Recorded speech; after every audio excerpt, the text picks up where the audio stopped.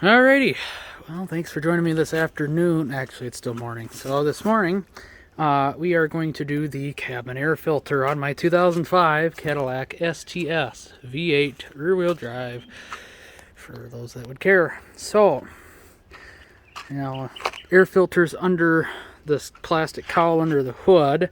It is just 3 7mm screws, and pull this gasket back, and it's in here. So, and I guess the reason why I figured I'd film this is because I've never changed this, and I don't know that it's ever really been changed except for when maybe it was new, maybe while it was under warranty or something it was changed, but who knows, I don't know. It's not really part of the service records that were available for the car saying, oh yeah, cabin filters replaced. And to be honest, I bought my Seville and I changed a cabin filter on that. It had never been replaced. Okay, well, that's interesting. How the hell do you get the cover out? It's fitting up there. You tilt it. Try and tilt it the other way. It doesn't even want to come up.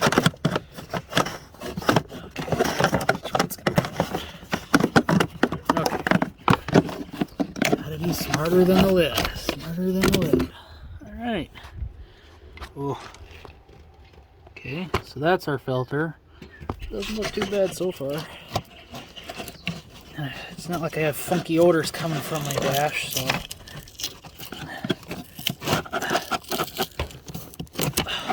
Just trying to pull it out. It's wanting to hit on this upper cowl and everything. Oh yeah, she's a little on the dirty side. Uh-oh, just completely and utterly ripping apart. It's been in there a little while, I would say. Oh my gosh, come on. Get out of the freaking car. Oh. Well, here's the filter. It's pretty heavy. Almost a little damp too. But yeah, that's pretty dirty. Pretty dirty. That looks pretty clean. So that must be what comes out to the other side. So the direction of air is into the cabin. So now I wanted to give a shout out to Fleet Farm for actually having my cabin filter in stock. For those of you that don't know what a Fleet Farm is, it's kind of like a Fleet and Farm. No, I'm sorry, a Farm and Fleet or whatever the hell they are. I don't know, not every state's got them. It's kind of like a Minnesota thing. But it's kind of like a glorified Tractor Supply, but it's like an outdoor place. If you ever heard of Runnings, I don't know if that's a Minnesota thing too, I don't know.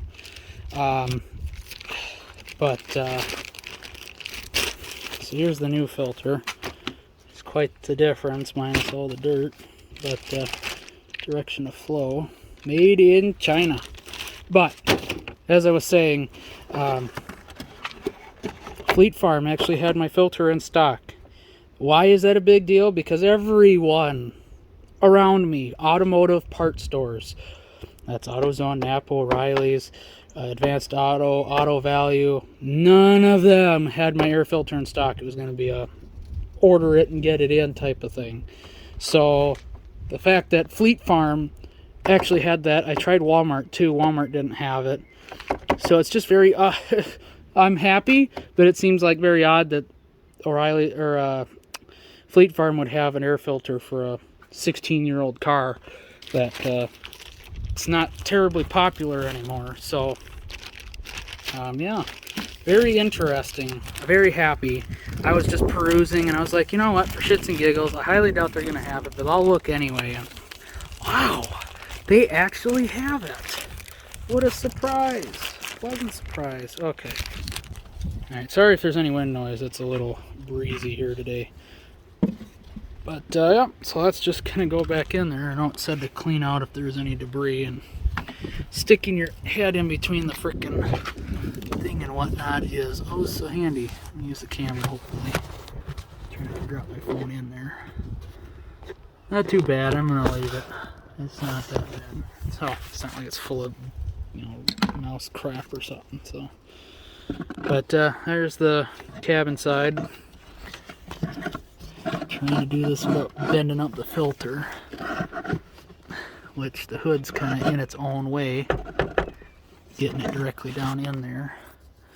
I know it's probably not a good quality video, sorry, but trying to do this one-handed without completely and utterly. They got freaking tabs in there that are going to press against the filter. It's got to kind of go in crunched backward, acrobat style.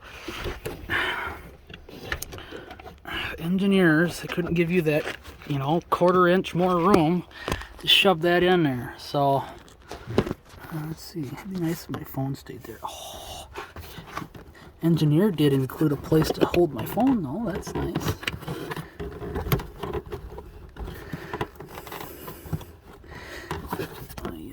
How dumb. I'm trying to push it in on this side because it's hitting on the side of the box. For sakes. Okay. There. Don't rip my filter. It's got this tab up on top here that's really pushing in and scraping it. Front cowls being a pain. There you go. This tab, but over here on the right side is freaking rubbing it pretty bad. Really bad. So it's getting rip. So I don't know if that's just how it sits down in there. I'm going to say probably not. I'm going to say it's probably going to go underneath these tabs so the tabs aren't stabbing the thing. But, huh. Should have paid a little more attention to how it was sitting in there. Guess I'm going to watch that. Okie dokie. So it was a little bit of a fight to get that clipped back down. I almost had to push down on top and then push the tab in so it kind of clicked. But yeah, that is how the filter sat, with kind of against the tabs, which seems a little odd to me, but I watched the video back and that's how it was sitting in there. So that's the filter install, and I guess it just sucks in air from that gap right there. So that's a little interesting, I guess. And yeah, so we have to put this guy back, and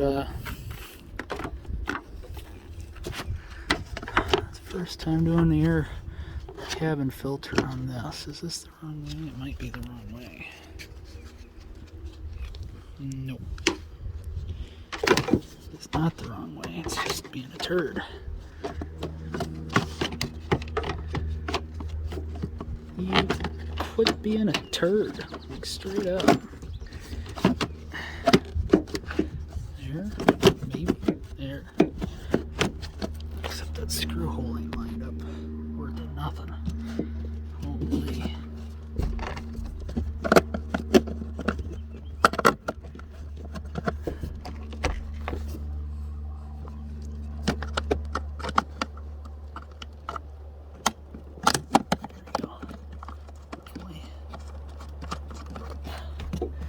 Yep. One last one down here. Like it loves. Oh, very interesting.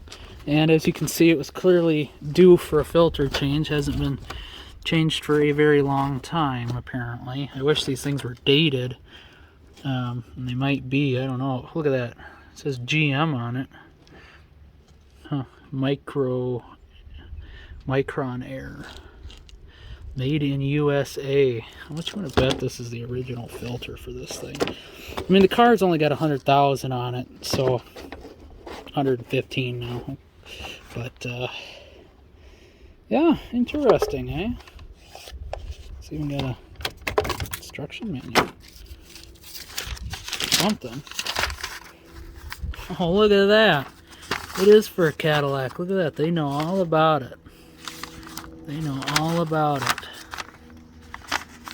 Pick the correct socket size, nut driver, remove screws 3 to 4. Interesting. Look at that. Cadillac STS, SRX, or STS. So it's just very interesting that Fleet Farm, of all places, had my filter for my older car in stock. I know.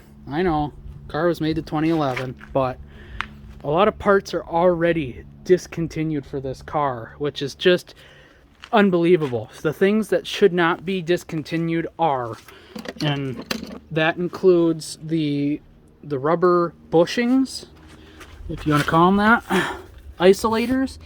You can't see it, I suppose.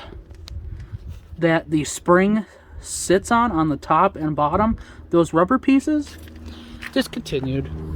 So if you ever have to do your struts and you're gonna need new bushings because the spring wore through the bushing, out of luck. You want to know what else is the stupidest thing they discontinued? This one does. This one gets me. I don't understand it whatsoever. It kind of pisses me off a little bit. The seat heaters, the pads, they quit making those. Can't get them anymore. They can get the driver's side lower one, but they don't have the backs.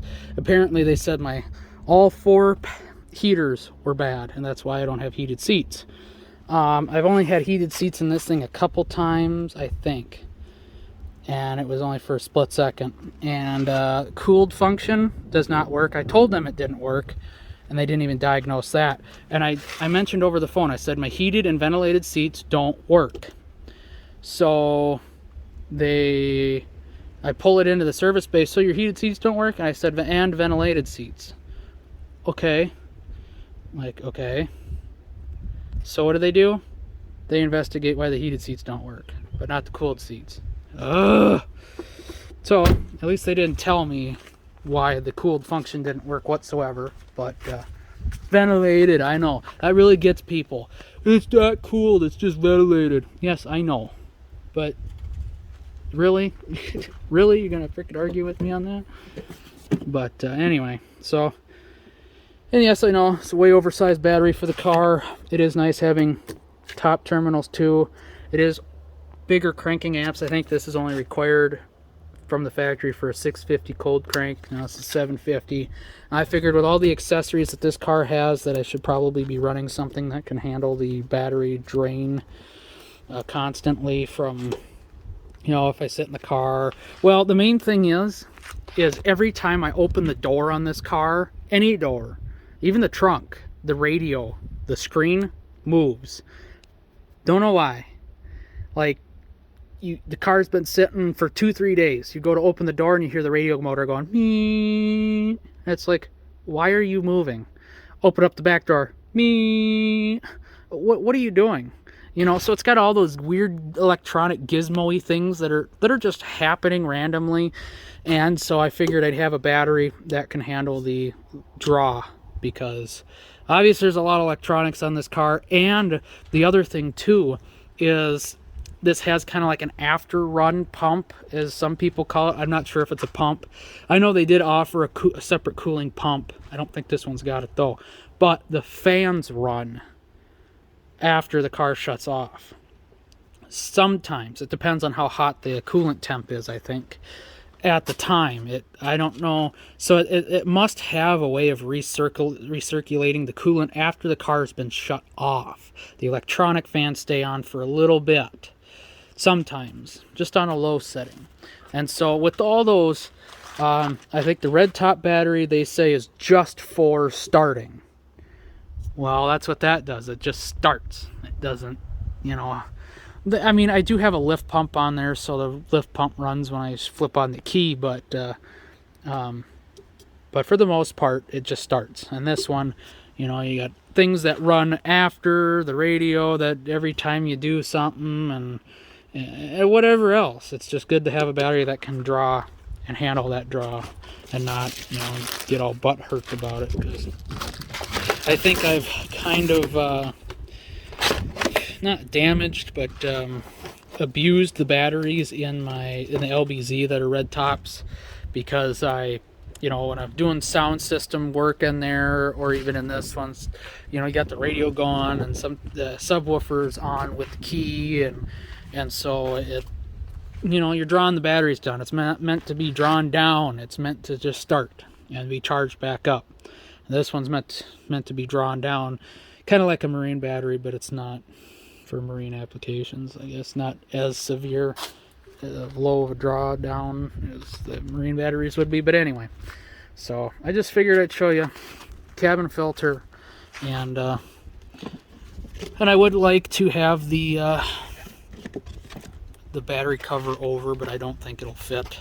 And obviously with the top post, and I could drill some holes in it, of course, but I don't want the factory size battery in this. And yeah, these batteries are a fortune anyway. At least this battery was. And I don't know. To me, I've got that peace of mind knowing. Sometimes you'll have to repinch because it's got kind of a metal gasket, or not gasket, but a metal plate in there. And if you pull up on it like I was doing, like the guy was doing in the video, I watched do this. Yes, someone already has a video and I decided to make a video. But hey, it's content on my channel. So for those that have already subscribed because of my STS, now they don't have to go far, right? But you might have to squeeze it back down because it kind of doesn't want to bite onto the plastic anymore. So just a little thing to... And the same thing with door seals too. Now surprisingly, I can get new door seals for this car. That, to me, I figured that would have been one of the first things they discontinued was door seals. But apparently not. Okay, you're being a turd. This guy doesn't want to sit down. Does that... Being a turd. Straight up. Anyway, so I suppose enough of watching me fight with the gasket and reconditioning it, I guess, if you want to call it that. But hope you guys enjoyed, and stay tuned for more content. Thanks for watching. God bless.